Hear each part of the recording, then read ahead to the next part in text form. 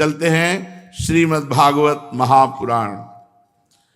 भगवान श्री द्वारिकाधीश जी महाराज 16,108 8 पटरानियां, 16,100 रानियां जो भौमासुर के यहां से लाए, सबके 10-10 पुत्र हुए। सबके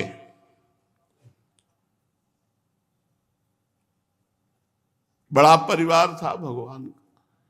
1 करोड़ आचार्य केवल थे यदुवंशियों के बच्चों को पढ़ाने वाले। यदुवंशी बालकों को शिक्षा देने के लिए 1 करोड़ आचार्य केवल थे। राजा परीक्षित ने पूछा, परम ज्ञानी मुनीश्वर, भगवान श्री कृष्ण जी जब रुक्मिणी का हरण करके ला रहे थे तो उनके बड़े भाई रुक्मी ने युद्ध किया था, बड़ा तिरस्कार किया था, और वो इस घात में रहता था कि श्री कृष्ण को कब मार डालूं, बदला ले लूं। और ऐसी स्थिति में अभी आपने पीछे कहा कि रुक्मी ने अपनी रुक्मवती नाम की कन्या को भगवान श्री कृष्ण के पुत्र प्रद्युम्न जी के साथ ब्याह कर दिया। तो कृपा करके बतलाइए कि वो भगवान श्री कृष्ण को दुश्मन मानने वाला रुक्मी अपनी पुत्री रुक्मवती का विवाह कैसे कर दिया। हे परमहंस शिरोमणे, आपसे कोई बात छिपी नहीं है, क्योंकि आप महायोग में स्थित हैं। आपको भूत भविष्य वर्तमान तीनों कालों का ज्ञान है। ऐसी कोई बात नहीं जो आप जानते न हो। श्री सुखदेव जी ने कहा, परीक्षित, प्रद्युम्न जी मूर्तिमान कामदेव हैं, कामदेव के अवतार। एक बार रुक्मी की पुत्री रुक्मवती ने देख लिया प्रद्युम्न जी को, अब वो तो आसक्त हो गई क्योंकि कामावतार। तो जब स्वयंवर हुआ तो प्रद्युम्न जी भी पधारे, तो रुक्मवती ने सीधा प्रद्युम्न जी के गले में माला डाल दी। वहां और भी नरपति बैठे थे, वो असंतुष्ट हुए तो सबको परास्त करके भगवान प्रद्युम्न ने रुक्मवती जी का ब्याह किया। रुक्मी के हृदय में तो बहुत जलन थी भगवान श्री कृष्ण के प्रति,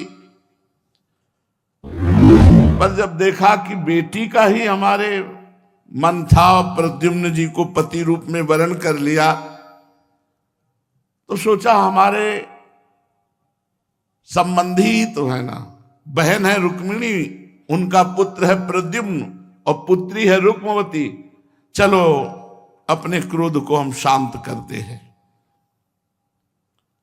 बड़ा दहेज दिया और प्रद्युम्न जी का सम्मान करके रुक्मवती के साथ द्वारिका। परीक्षित,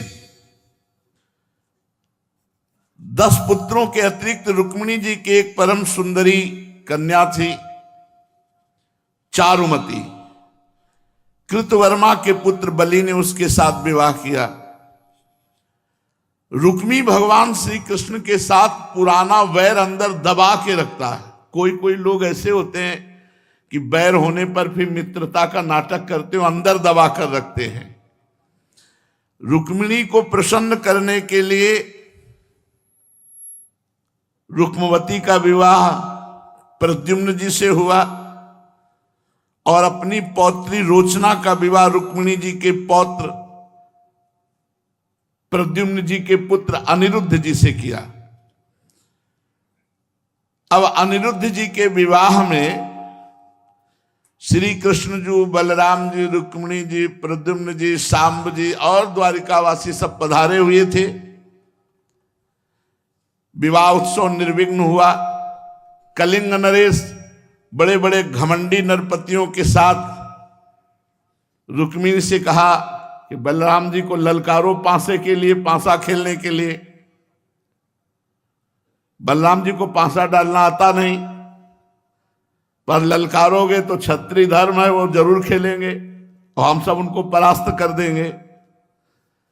बहाने से रुक्मी ने पहले बलराम जी को बुलाया और फिर चौसर के खेल का आह्वान किया। अब बलराम जी को खेलना नहीं आता था, तो बलराम जी ने पहले 100 मोहर रखी, फिर 1000 मोहर, फिर 10,000। अब वो लोग सब प्रवीण थे, जीत लिया। बलराम जी जो रखते वो सब हार जाते। तो कलिंग नरेश दांत दिखा दिखाकर बलराम जी का उपहास कर रहे थे। बलराम जी को हंसी सहन नहीं हुई। रुक्मिणी ने 1,00,000 मोहरों का दाव लगाया। बलराम जी का पांसा पड़ गया, जीत गए बलराम जी। परंतु वो लोग धूर्ततावश कहने लगे, नहीं नहीं, जीत तो मेरी हुई है। बलराम जी क्रोध से तिलमिला उठे। वैसे ही स्वभाव में भी बलराम जी ने 10 करोड़ मोहरों का दांव रखा। द्यूत क्रीड़ा के नियम के अनुसार बलराम जी का ही पांसा पड़ा, पर रुक्मी ने और उन दुष्ट राजाओं ने कहा नहीं नहीं, कलिंग नरेश ने कहा जीत हुई रुक्मी की। तो बलराम जी ने कहा सत्य मैं कहता हूं, ये पांसा मेरी तरफ पड़ा 10 करोड़ मोहरों का। तो आकाशवाणी हुई, धर्म पूर्वक निर्णय किया जाए तो जीत बलराम जी की हुई है, पांसा बलराम जी का पड़ा। आकाशवाणी को भी झूठ मानकर ये लोग हंसी उड़ाने लगे बलराम जी की। बलराम जी की हंसी उड़ाते हुए कहा, बलराम आखिरकार तुम कोई राजा थोड़ी हो, बन बन भटकने वाले ग्वाले हो, पासे खेलना क्या जानो, पासों और बाणों से खेलना हम राजाओं का काम है। और ऐसा कह के सब उपहास कर दिए। बलराम जी खड़े हुए, चिंतन किया, सोई मूसल आ गया, हल मूसल, मूसल आ गया। कलिंग ने से दांत एक मारा, मूसल तो पूरी 32 अंदर चली गई। जितने वहां बैठे थे मार मूसल मार डाला, रुक्मी को मार डाला।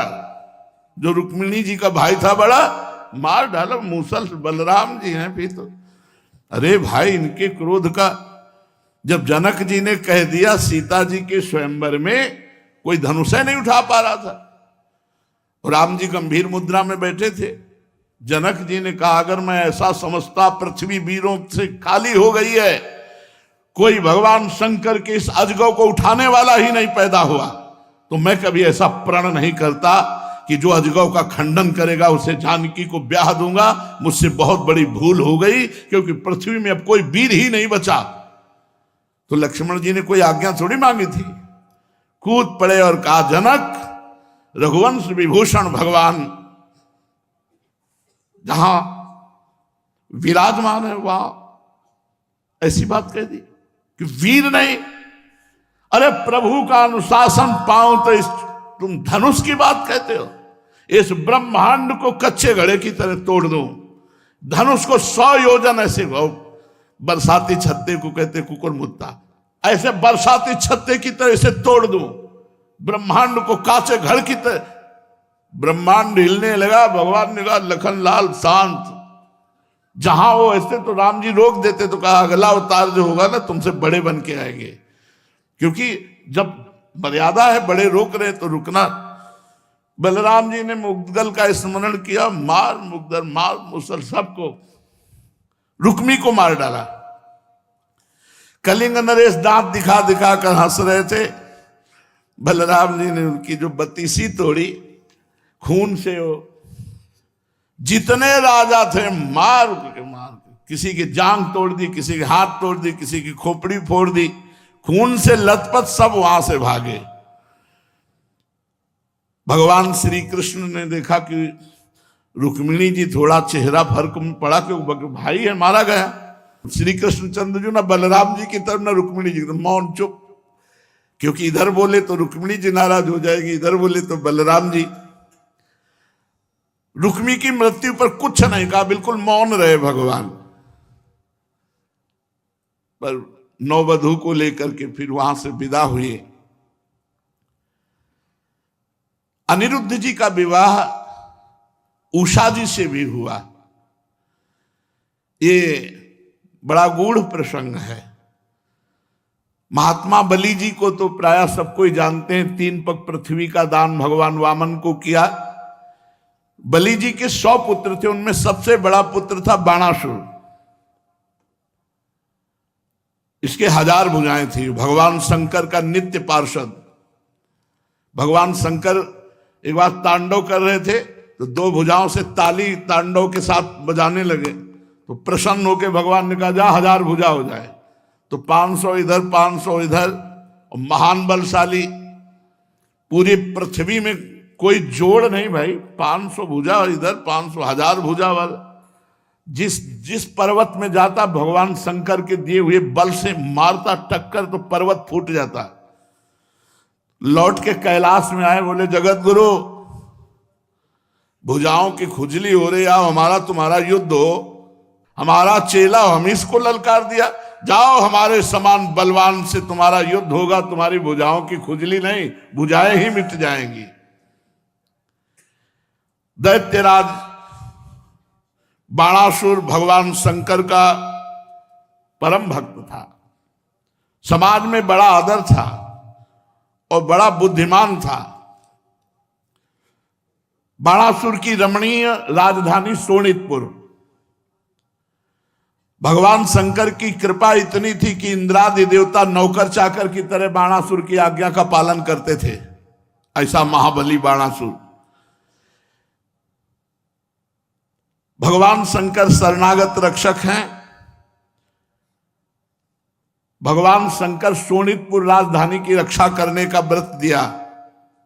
बाणासुर से कहा तू चिंता मत कर, तेरी रक्षा के लिए मैं राजधानी की रक्षा करूंगा।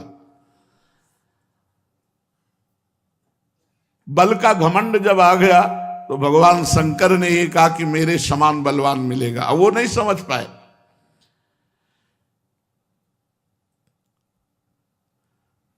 बाणासुर की प्रार्थना सुनकर भगवान ने कहा जिस समय तेरे नगर की ध्वजा टूटकर अपने आप गिर जाए उस समय जान लेना मेरे समान बलवान आएगा और तुम्हारे भुजाओं की खुजली मिटा देगा, तेरा घमंड चूर चूर हो जाएगा। बाणासुर बड़ा हर्षित हुआ कि कोई तो लड़ने वाला मिलेगा। वो भगवान शंकर के आदेश का चिंतन करता रहा कि कब वो वीर आएगा जो हमसे लड़े। भुजाओं में बल की खुजली होती थी। बाणासुर की एक कन्या थी जिनका नाम उषा जी था। ये बहुत सुंदरी थी और ऐसे महल में जहां पक्षी भी प्रवेश नहीं कर सकता, जहां वयोवृद्ध और न स्त्री न पुरुष, ऐसे वीरों का पहरा था। उषा जी के महल में पहला पहरा वयोवृद्धों का था और दूसरा था जो न स्त्री न पुरुष, वो वीर वहां रक्षा में रहते थे महल की। एक दिन स्वप्न में उषा जी ने अनिरुद्ध जी को देखा और इतना देखा, काफी देर स्वप्न चला। अनिरुद्ध जी से मिल रही हैं, बात कर रही हैं, हंस रही हैं, अनिरुद्ध जी गले से लगा रहे और स्वप्न टूट गया। स्वप्न में देखे हुए अनिरुद्ध जी के प्रति उनकी इतनी आसक्ति हो गई, वो प्रगट में चिल्ला कहने लगी, हा प्राण प्यारे तुम कहां गए। और विह्वल विकल होकर के बैठ गई तो देखा आसपास सखियां घेरे हुए हैं, तो एकदम सकुच गई। सखियों ने कहा क्या देखा स्वप्न में? कुछ नहीं बताया। बाणासुर के मंत्री का नाम था कुंभांड। उनकी एक कन्या थी जिसका नाम चित्रलेखा था। चित्रलेखा ने देखा कि गंभीर विषय है, छुपा गई हम सबसे, एकांत में हुई। और चित्रलेखा ने कहा मुझे इतना कला कौशल प्राप्त है कि त्रिभुवन का मैं चित्र बना सकती हूं, तो मैं चित्र बनाऊंगी और तुम अंगुली भर रख देना कि तुम्हारे स्वप्न में कौन आया था। अंदाज से कहा। बहुत प्रसन्न हो गई उषा जी, गले लगा लिया, सखी तूने मेरे मन की बात जान ली। बोले मन की नहीं, चित्र बनाऊंगी और अपहरण करके तुम्हारे पास लाऊंगी। त्रिभुवन में कहीं भी कोई होगा, देवता गंधर्व मनुष्य कोई भी, अपहरण करके लाऊंगी, मैं तुम्हारी सखी हूं। अब तो उषा जी बड़ी प्रसन्न हो गई। चित्रलेखा जी चित्र बनाना प्रारंभ किया। उषा जी ने कहा मैं पहले बता दूं, सांवला सांवला, अजान बाहु, कमल के समान नेत्र, पीतांबर धारण किए, मेरे चित्त को चुरा ले गया। अब मैं उसके बिना जी नहीं सकती। मेरा प्राण वल्लभ अगर नहीं मिला तो मैं कुछ दिन में ही अपने शरीर को छोड़ दूंगी विरह में। चित्रलेखा ने कहा सखी तुम कैसी बात करती हो, मेरी फिर चित्रकला का मतलब क्या रहा? त्रिभुवन में कोई ऐसा नहीं जिसका मैं चित्र न बना दूं। ध्यान के द्वारा मैं पूरे त्रिभुवन का चित्र बना सकती हूं। तुम केवल पहचान लेना कि यही है। मैं तुम्हारी विरह व्यथा न शांत कर दूं तो तुम्हारी सहेली नहीं। अब वो चित्र बनाना शुरू किया। चित्रलेखा ने पहले देवताओं के चित्र बनाए, गंधर्व के, सिद्धों के, चारण के, पन्नग, दैत्य, विद्याधर, यक्ष, मनुष्य। जब मनुष्यों में वसुदेव जी के पिता शूर, इनका बनाया तो कहा हाँ इसी वंश में हो सकता है। फिर वसुदेव जी का बनाया, इसी वंश में हो सकता है। फिर श्री कृष्ण का बना, बस इन्हीं में से है, यही इसी वंश में है। प्रद्युम्न जी का बनाया और लज्जित हो गई, और जे ही अनिरुद्ध जी का बनाया तो कहा यही है, हमारे चित्त को चुरा ले। भगवान जैसे राम लक्ष्मण भरत शत्रुघ्न, ऐसे वासुदेव संकर्षण प्रद्युम्न अनिरुद्ध, ये भगवान का चतुर्व्यूह अवतार है। अनिरुद्ध जी का चित्र देखा तो नीचे नेत्र करके लज्जा से कहा कि यही है जो हमारे स्वप्न में आया, हमारे चित्त को चुरा ले गया। चित्रलेखा योगिनी थी। उन्होंने कहा बहुत कठिन जगह तुम्हारे नेत्र लड़े हैं। पता है कौन है? द्वारिकाधीश भगवान श्री कृष्ण के पुत्र प्रद्युम्न के पुत्र अनिरुद्ध जी हैं। उसने कहा सखी तुमने कहा था कि पहचान लोगे तो मैं अपहरण करके लाऊंगी, अब लाओ ना अपहरण करके। तो सुदर्शन चक्र का पहरा था। पूरी द्वारिका में सुदर्शन चक्र रात्रि में हर समय पहरा दे रहे थे, और ऐसे पहरेदार तो थे ही। अब ये योगिनी थी, आकाश मार्ग से चलना जानती थी। आकाश मार्ग से गई और सुदर्शन चक्र से प्रार्थना की कि प्रभु आप जानते हैं भगवान श्री कृष्ण के पुत्र प्रद्युम्न पुत्र अनिरुद्ध जी स्वप्न में जाके उषा का चित्त हरण कर लाए, चित्त अपहरण कर ले। अब हम उनका अपहरण करने आए, आप हमें अवकाश दीजिए। सुदर्शन चक्र जी एरिया बदल दिए, क्योंकि भगवान ही तो है ना, भगवान के विधान से ही तो है ना। अब वो गई महल के अंदर आकाश मार्ग से। अनिरुद्ध जी पलंग पे सो रहे थे। चित्रलेखा योग सिद्धि के द्वारा पलंग सहित अनिरुद्ध जी को उठा लाए और उषा जी के महल में। अरे उषा जी को तो पूछो मत, जब उनके प्राण प्रीतम पति उषा जी बार बार सखी का आलिंगन करती, सखी तूने मेरे प्राण वल्लभ को ला दिया। अब अनिरुद्ध जी के नेत्र खुले तो ना द्वारिका है और ना द्वारिका वासी है। यहां तो सब 9 किशोरियां, जो सखियां हैं वो भी 9 किशोरी और उषा जी। अनिरुद्ध जी को समझते देर न लगी कि मेरा अपहरण हो गया। देख लो, दूल्हे का अपहरण करवा लिया। दूल्हे का अपहरण हुआ कि नहीं हुआ? आंख खुली तो देखा दुल्हन के पास, उषा जी के पास। उषा जी ने विनय की, पूरी बात बताई। अनिरुद्ध जी स्वीकार कर लिए, क्योंकि उषा जी अनिरुद्ध भगवान की प्रिया ही है। परीक्षित अब अनिरुद्ध जी महल में रहने लगे उषा जी के, और द्वारिका में हाहाकार मच गया कि अनिरुद्ध जी का अपहरण हो गया। भगवान सब जानते हुए चुप रहे। बाणासुर का इतना महल सुरक्षित था कि कोई झांक भी नहीं सकता था। अब उषा और अनिरुद्ध जी का प्रेम दिन दूना रात चौगुना, खूब आनंद। तो जो पति प्राप्त की हुई स्त्री होती है उसकी प्रसन्नता छुपती नहीं है।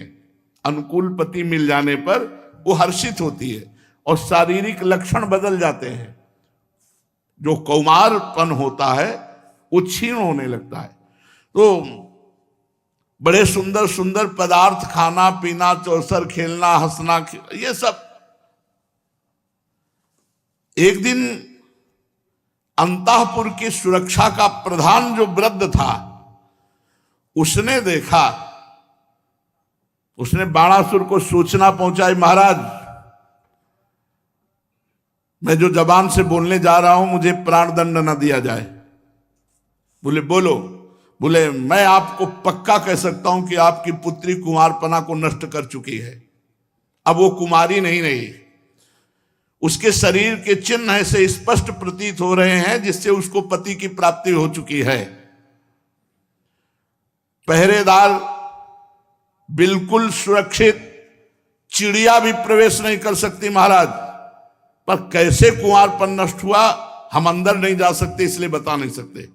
पर हमने देखा कि आपकी पुत्री का कुंवारपन नष्ट हो चुका है और पति को प्राप्त कर चुकी है, ऐसे लक्षण उसमें दिखाई देते हैं। बाणासुर से जब ऐसा निवेदन हुआ, मेरी राजकुमारी का रंग ढंग ऐसा, मेरे कुल का कलंक, मेरी राजकुमारी बनेगी। पहरेदारों को बुलाया और कहा कि क्रम टूटा क्या? रात दिन में कहीं कोई अवसर मिला क्या किसी को जाने का? उनका महाराज बिल्कुल नहीं, हमारा क्रम नहीं टूटा, रात दिन हम लोग पहरा दे रहे। तो कन्या को बाहर जाने का अवसर नहीं मिला, बाहर से अंदर कोई पुरुष नहीं आ सकता। फिर ये कैसे बात हो गई कि कुंवारपन नष्ट हो गया, अर्थात वो पति को प्राप्त कर लिया। बोले महाराज ये हमारी समझ के बाहर, आप अंदर जाकर खुद पता लगाइए। बाणासुर जल गया, मेरी कन्या का चरित्र कोई दूषित कर दे। बाणासुर के हृदय में बड़ी पीड़ा हुई और स्वयं उषा जी के महल में गया। और महल में जब गया तो चौसर खेल रहे थे अनिरुद्ध जी, उषा जी के साथ बैठे। वहां किसी पुरुष का प्रवेश नहीं। अनिरुद्ध जी को श्यामल घात, पीतांबर धारण की, कमल नयन, कामावतार भगवान प्रद्युम्न जी के पुत्र हैं। त्रिभुवन में उनके जैसा सुंदर और कोई न था। प्रेम भरी मुस्कान से बाणासुर को देखा। अनिरुद्ध के पास सज धज कर बैठी हुई उनकी प्रिया उषा जी, उनके भी गले में सुंदर पुष्पमाला, हार आदि सुशोभित हो रहे थे। बिल्कुल अंग से अंग सटी हुई बैठी थी, तो पत्नी ही है। बाणासुर अनिरुद्ध के पास ऐसे उषा को देखकर चकित आश्चर्य में हो गया। मेरा भय त्रिभुवन में देवराज इंद्र को भी है, कौन ऐसा जिसको मेरा भय नहीं और कैसे आ गए? जब अनिरुद्ध जी ने देखा कि बाणासुर अस्त्र शस्त्र लेके खड़े हो गए और कहा यदि युद्ध की भावना से आए हो तो हम आपसे अकेले युद्ध लड़ सकते हैं, अगर रिश्तेदारी की भावना से हो तो। पर वो तो युद्ध की भावना में बल विक्रम का घमंड बाणासुर का। अनिरुद्ध जी ने दौड़ करके एक परिग उठाया और एक परिग मारा तो बाणासुर के साथ जितने थे सब फैल गिरे। भगवान के अवतार है। जैसे सिंह जो है सुअरे को, दल को खदेड़ खदेड़ कर मारता है, ऐसे बिना अस्त्र के अनिरुद्ध जी ने खदेड़ खदेड़ कर बाणासुर के जितने भी परिकर के थे सबको मारा। अनिरुद्ध जी ने सैनिकों के सिर, भुजा, जंघा ये सब तोड़ फोड़ दिए। बाणासुर ने देखा एक अकेला मेरी सेना का संहार कर दिया, तिलमिला उठा और मंत्र के द्वारा नागपाश का प्रयोग किया, जो मेघनाथ ने भगवान श्री राम और लक्ष्मण जी के ऊपर किया था। नागपाश से बांध दिया अनिरुद्ध जी को। उषा जी ने देखा मेरे प्रीतम को नागपाश से बांध लिया गया, वो चिल्ला चिल्ला करके रोने लगी। 4 महीने अपहरण किए हुए हो गए थे। पूरी द्वारिकापुरी में हाहाकार मचा था कि ये कोई प्रथा है क्या कि बाप भी और ऐसे बेटा भी। जन्म लेते ही 10वें दिन के बाद अपहरण हो गया था प्रद्युम्न जी का, और अभी 9 किशोर थे, अनिरुद्ध जी का अपहरण हो गया, 4 महीने पता नहीं चला, 4 महीने उषा जी के पास, 4 महीने बाद ये बाणासुर को पता चला। नारद जी सूचना प्रधानमंत्री विश्व के हैं, वो बीड़ा बजाते हुए द्वारिका पहुंचे। भगवान श्री कृष्ण ने कहा कि नारद जी तुम्हें पता है अनिरुद्ध जी का अपहरण हो गया? तो नारद जी मुस्कुराए कि सबका सब कुछ पता है आपको, हम ही से बुलवाना चाहते हो? बोले महाराज अनिरुद्ध जी बाणासुर के बंदी गृह में नागपाश से बंधे हुए पड़े हुए हैं और ऐसा ऐसा पूरा सब बात बता दी। अरे भगवान ने तुरंत चढ़ाई की शोणितपुर पर। श्री कृष्ण, बलराम जी, प्रद्युम्न जी, सात्यकी, गद, साम, सारण, नंद, उपनंद, भद्र, ये 12 क्षोणी सेना लेकर के शोणितपुर बाणासुर के ऊपर चढ़ाई कर दी। बाणासुर ने देखा यदुवंशियों की सेना कोटा पर कोटा सब नष्ट करते हुए राजधानी के अंदर प्रवेश करती आ रही है। बाणासुर की तरफ से भगवान शंकर, स्वामी कार्तिकेय और स्वयं 1000 भुजा वाला बाणासुर और बड़ी सेना। भगवान श्री कृष्ण, बलराम जी रणभूमि में जब देखा देवादिदेव भगवान शंकर को नंदी पे सवार, 6 मुख कार्तिकेय जी, भगवान श्री कृष्ण ने कहा क्या आदेश है? महादेव जी ने कहा सब काट डालना, केवल 2-2 रखना। तो बोले महाराज आप जब सामने रहेंगे तो फिर कैसे हम युद्ध करेंगे, क्योंकि आप सामने रहेंगे। बोले एक बाण है जन्मणास्त्र, वो मार देना, हम जब वही लेते रहेंगे, तुम अपना काम करना। भगवान शंकर और भगवान श्री कृष्ण इशारे से बात हुई। तो आगे चर्चा होगी। श्री राधा वल्लभ लाल की जय।